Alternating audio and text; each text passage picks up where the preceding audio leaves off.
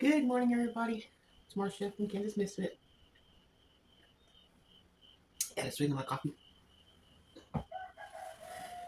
Today, we're going to be reading,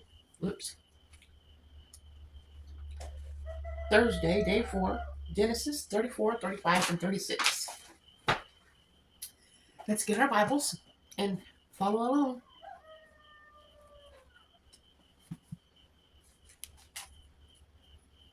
34, Genesis 34.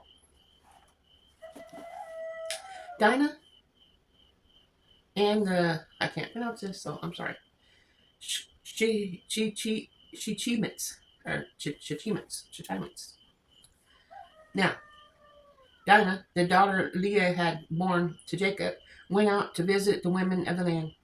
When Shechem, son of Hamor and Hivi, or Hivite, the ruler of the area, saw her, he took her and raped her. His heart was drawn to Dinah's daughter of Jacob. He loved the young woman and spoke tenderly to her. And Shechem said to his father Hamor, "Get him this girl as my wife. Get me this girl as my wife." When Jacob heard that his daughter Dinah had been defiled, his sons were in the fields with their livestock, so he did nothing about it until they came home. Then Shechem's father Hamor went out to talk to Jacob. Meanwhile, Jacob's sons had come in from the fields as soon as they heard what had happened. They were shocked and furious because Shechem had done an outrageous thing in Israel by sleeping with Jacob's daughter, a thing that should not have done. But Hamor said to them, "My son Shechem has his heart set on your daughter. Please give her to him as his wife. In to marry with us, give us your daughters and take our daughters for yourselves. You set along among us. The land is open to you. Live in it, trade in it, and acquire property in it." Then Shechem said to Dinah's father and brothers, Let me find favor in your eyes, and I will give you whatever you ask. Make the price for the bride and the gift I am to bring as great as you like, and I'll pay whatever you ask me. Only give me the young woman as my wife." Because their sister Dinah had been defiled, Jacob's sons replied deceitfully as they spoke to Shechem and his father Hamor. They said to them, "We can't do such a thing. We can't give our sister to a man that has not been circumcised. That would be a disgrace to us. We will enter into the agreement with you on one condition only: that you become like us by circumcising all your males. Then we will give you our daughters and take your daughters for ourselves. We'll settle among you and become one people with you. But if you will not agree to be circumcised, take your sisters and go." Their proposal seemed good to Hamor and the son of Shechem, the young man who was the most honored to all the father's family. Lost no time in doing what they said, because they were delighted with Jacob's daughter. So Hamor and his son Shechem went to the gate to the city and spake to the men in the city. "These men are friendly toward us," they said. "Let me live in our land and trade in it, and the land is plenty for room for them. We can marry their daughters, and they can marry ours, but the men will agree to live with us as one people only in one condition, that our males be circumcised, as they themselves. Won't their livestock, their property, and all their other animals become ours? So let us agree to their terms, and they will settle among us." All the men who went out to the city gate agreed with Hamor and his son Shechem, and every male in the city was circumcised. 3 days later, while all of them were still in pain, two of Jacob's sons, Simon and Levi, Dinah's brothers, took their swords and attacked the unexpected city, killing every male. They put Hamor and his son Shechem to the sword and took Dinah from Shechem's house and left. The sons of Jacob came about and the dead bodies and let me reread that. Okay. The sons of Jacob came upon the dead bodies and looted the city where their sister had been defiled. They seized their flocks and herds and donkeys and everything else of theirs in the city and out into the fields. They carried off all their wealth and all their women and children, taking as plunder everything in the houses. Then Jacob said to Simon and Levi, "You have brought trouble on me by making the obnoxious of the Canaanites and Perizzites, the people living in this land. We are few in number, and if I join forces against me and attack me, I and my household will be destroyed." But they replied, "Should I have treated your sister should I have treated our sister? He treated our sister like a prostitute?" I'll turn my alarm off. Chapter 35. Jacob returns to Bethel. Then God said to Jacob, "Go up to Bethel and settle there, and build an altar there to God, who appeared to you when you were fleeing from your brother Esau." Esau. E-S-A-U. You drink. Sorry.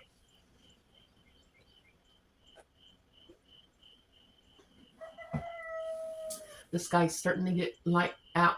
So pretty. So Jacob said to his household and to all who were with him, "Get rid of the foreign gods you have with you, and purify yourselves, and change your clothes. Then come, let us go to Bethel, where I will build an altar to God, who answered me in the day of my distress, and who has been with me wherever I have gone." So they gave Jacob all the foreign gods they had, and the rings in their ears, and Jacob buried them under an oak in Shechem. Then they set out, and the terror of God fell on the towns all around them, so that no one pursued them. Jacob and all the people with him came to Luz, that is Bethel, in the land of Canaan. There he built an altar, and he called the place El Bethel, because it was there that God revealed himself to him when he was fleeing from his brother. Now Deborah, Rebekah's nurse, died and was buried under the oak outside Bethel. So it was named Elon Baruth. After Jacob returned to Paddan Aram, God appeared to him again and blessed him. God said to him, "Your name is Jacob, but you will no longer be called Jacob. Your name will be Israel." So he named him Israel. And God said to him, "I am God Almighty. Be fruitful and increase in number. A nation and a community of nations will come from you, and kings will be among your descendants.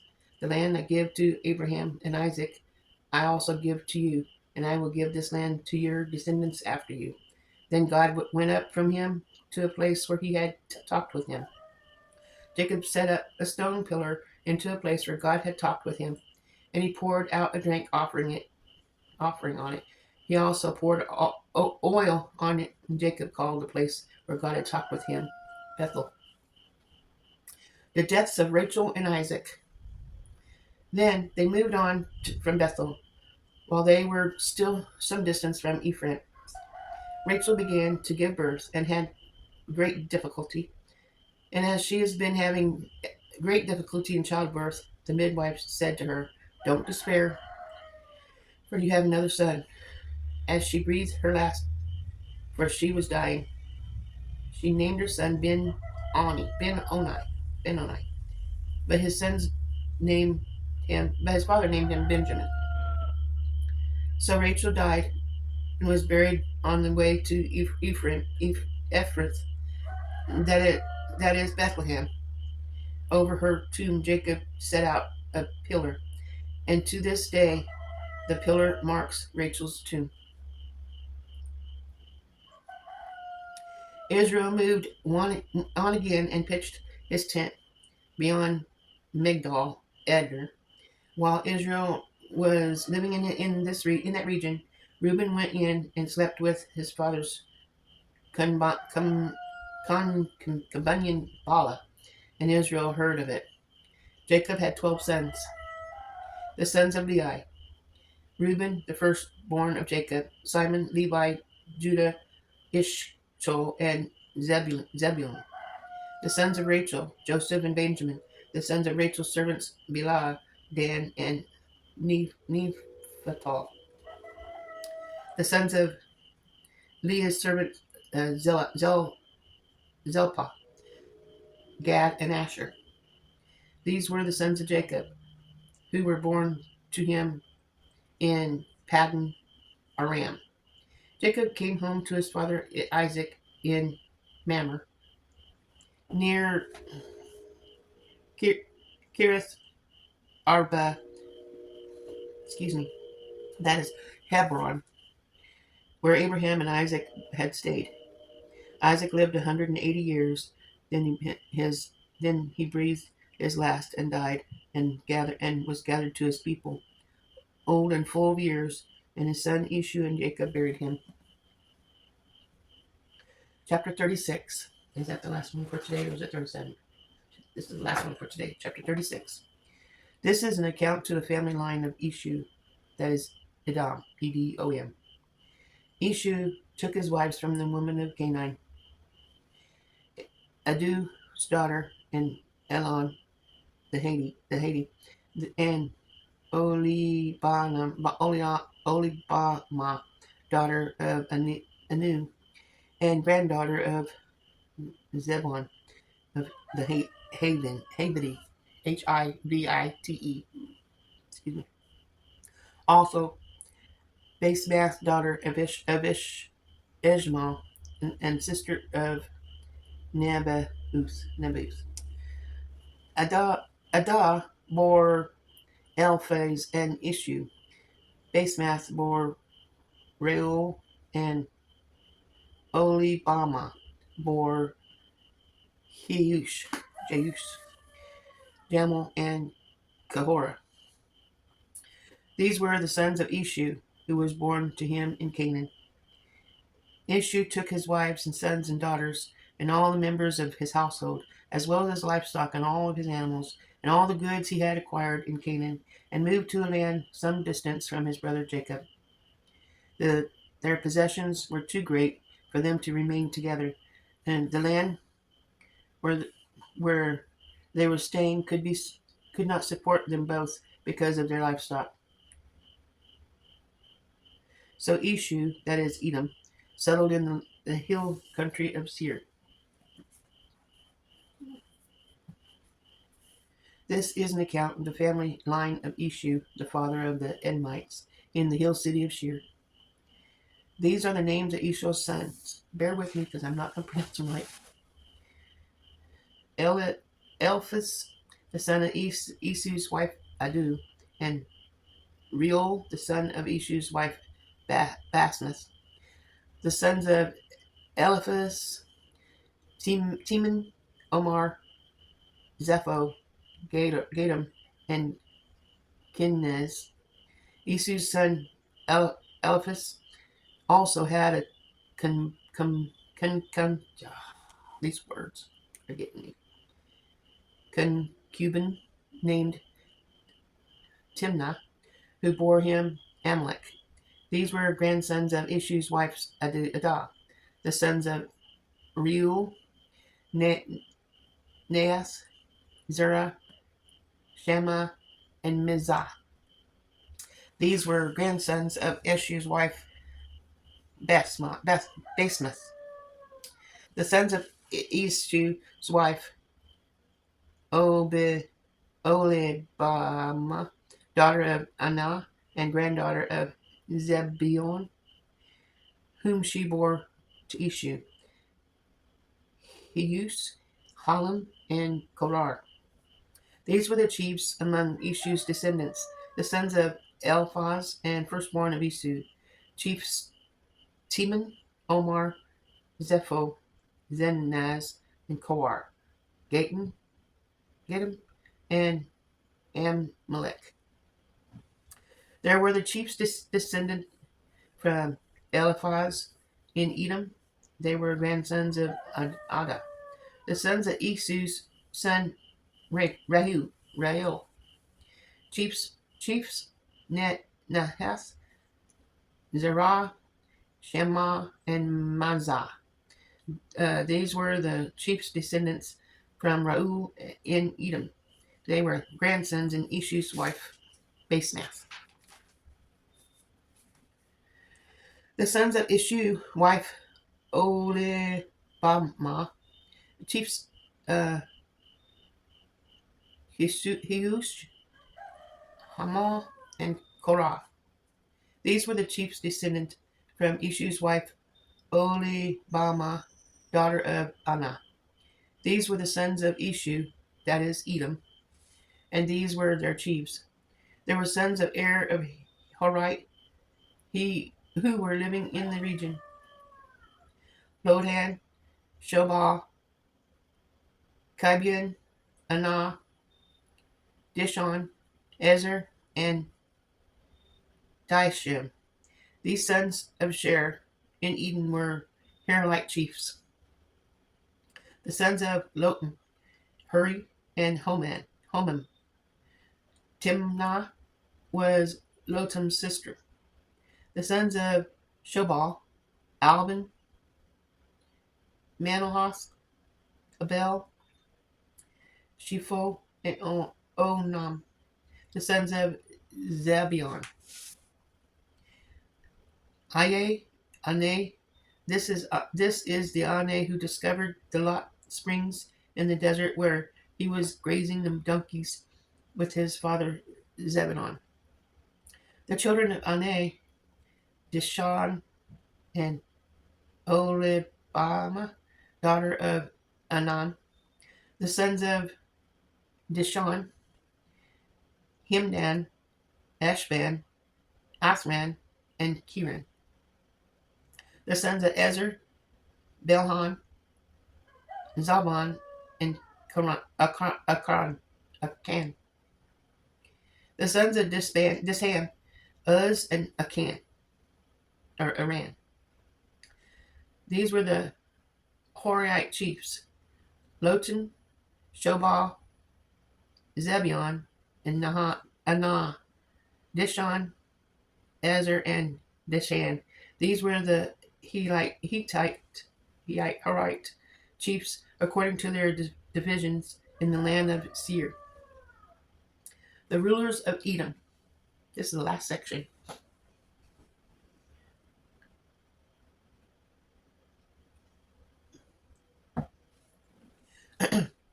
These were the kings who reigned in Edom before the Israelite king reigned.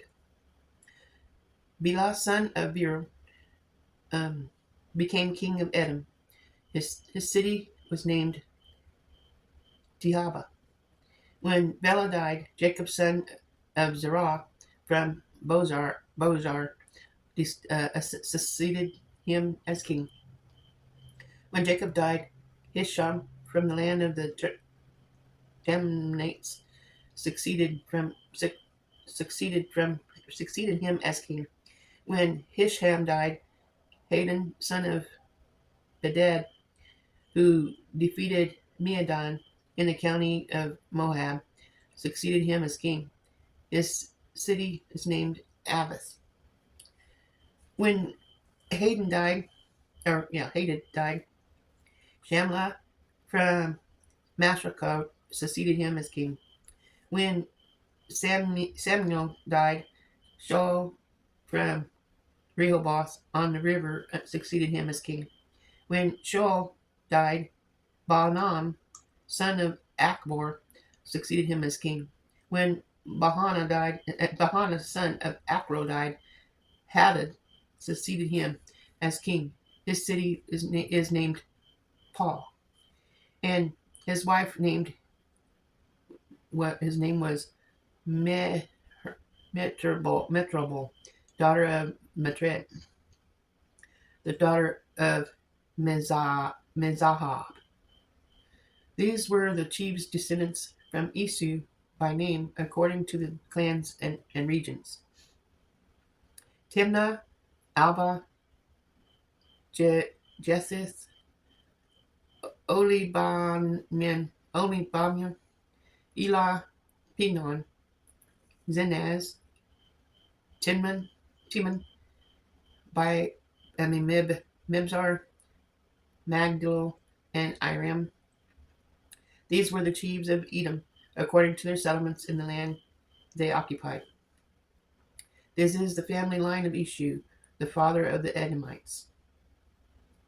And that's all for today.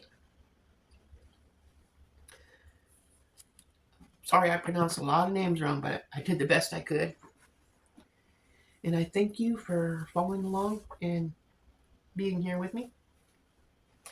Tomorrow, the week's almost over. It's getting gone. Every time's just flying. Hope you enjoyed today, and I will see you guys tomorrow.